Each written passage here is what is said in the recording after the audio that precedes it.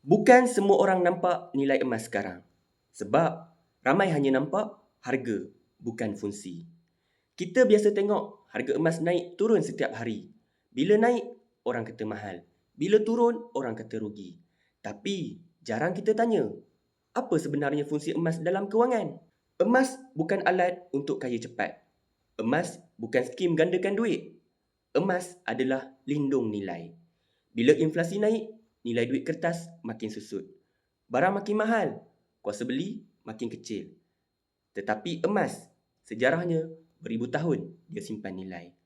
Kalau kita simpan RM1,000 hari ini, 10 tahun lagi belum tentu nilainya sama. Tapi kalau kita simpan dalam bentuk emas, sekurang-kurangnya kita lindungi nilai usaha dan titik peluh kita. Simpan emas bukan tentang siapa paling cepat kaya, tapi siapa paling lama bertahan. Sebab itu, saya bersama KAB Gold dalam tim infak konsultansi. Bukan untuk jual emas, tapi untuk bina disiplin, ilmu dan kesedaran kewangan.